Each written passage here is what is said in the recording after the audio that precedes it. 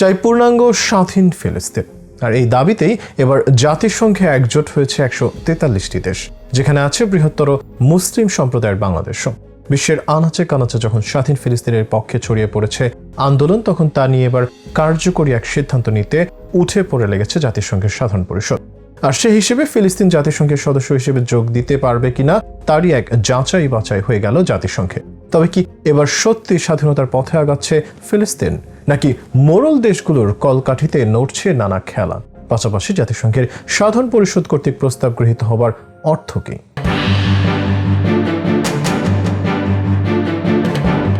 আন্তর্জাতিক রাজনীতির প্রধান এক সমস্যা হিসেবে কাজ করছে ইসরায়েল ফিলিস্তিন দ্বন্দ্ব। বিগত প্রায় 7 দশকেরও বেশি সময় ধরে এই সংকট যেন তাতিয়ে তুলছে গোটা বিশ্ব ব্যবস্থাকে। ফলে মধ্যপ্রাচ্য জুড়ে যে রাজনৈতিক সংকট ঘনীভূত হয়ে আসছে তার প্রভাব পড়তে যাচ্ছে গোটা দুনিয়া জুড়ে, যেখানে অর্থনৈতিক মন্দা কিংবা দারুণ এক সংকটে পড়তে পারে বাংলাদেশও। বিশেষ করে লোহিত সাগর আর হরমুজ প্রণালীর চাপে পড়ে বন্ধ হয়ে গেলে আটকে যাবে বিশ্ব বাণিজ্যের সবচেয়ে গুরুত্বপূর্ণ 2 রুট, যে কারণে দেশে দেশে বাড়বে জ্বালানি সংকট, বাড়বে মূল্যস্ফীতিও। আর এসব কারণে বর্তমানে ফিলিস্তিন ইস্যুতে তাদের পূর্ণাঙ্গ স্বাধীনতা প্রদান করে শান্তি কায়েম করাই প্রধান লক্ষ্য হিসেবে বিবেচিত হচ্ছে, যে কারণে জাতিসংঘের সাধারণ পরিষদ পর্যন্ত নড়ে চড়ে বসেছে। সেই হিসেবে স্বাধীন ফিলিস্তিন রাষ্ট্র গঠনের পক্ষে ভোটাভুটি হয়েছে জাতিসংঘে। এতে ফিলিস্তিনের পক্ষে বাংলাদেশ সহ ভোট দিয়েছে 143 দেশ। জাতিসংঘের সাধারণ পরিষদে গত 10ই মে এই বিষয়ে ভোটাভুটি হয়, আর এই খবর দিয়েছে বার্তা সংস্থা রয়টার্সের এক প্রতিবেদনে বলা হয়েছে, নিউ ইয়র্কে জাতিসংঘ সাধারণ পরিষদে এই প্রস্তাব উত্থাপন করা হয়, যেখানে বলা হয় স্বাধীন ফিলিস্তিন গঠনের পক্ষে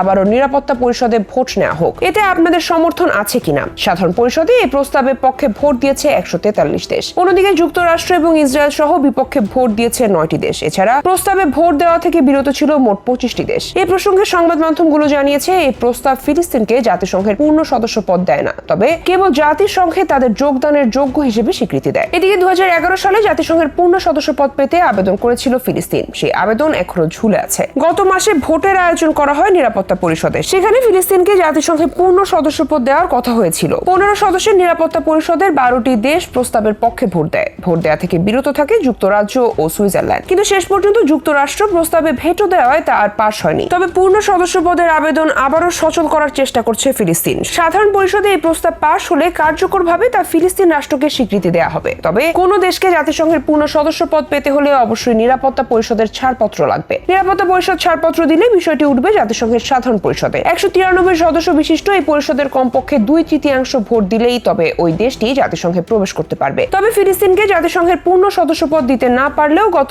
10ই মে প্রস্তাব পাশ হলে চলতি বছরের সেপ্টেম্বর থেকে কিছু বাড়তি সুবিধা পাবে ফিলিস্তিন। যেমন সাধারণ পরিষদে অন্যান্য সদস্য দেশের মতো ফিলিস্তিনের জন্য সিট বরাদ্দ থাকবে, তবে তারা কোনো প্রস্তাবে ভোট দিতে পারবে না। এদিকে গেল 7 মাসের বেশি সময় ধরে গাজা যুদ্ধ চলছে। ইসরায়েলি হামলায় সেখানে 34,000-এর বেশি ফিলিস্তিনি নিহত হয়েছে। অন্যদিকে হামাসের হামলায় নিহত হয়েছে 1200 ইসরায়েলি। ফিলিস্তিন ইসরায়েল সংঘাত নিরসনে এই যুদ্ধের মধ্যে আবারও দ্বিরাষ্ট্রীয় সমাধানের বিষয়টি আলোচনায় আসছে। দ্বিরাষ্ট্রীয় সমাধানের মূল কথা হলো ইসরায়েল ও ফিলিস্তিন নামে 2টি স্বাধীন রাষ্ট্র পাশাপাশি অবস্থান করবে। আর তা ঘটানো সম্ভব হলে বড় ধরনের স্থিরতা আসবে মধ্যপ্রাচ্য তথা সামগ্রিক বিশ্ব রাজনীতিতে। আর এমনটাই প্রত্যাশা সংশ্লিষ্টদের।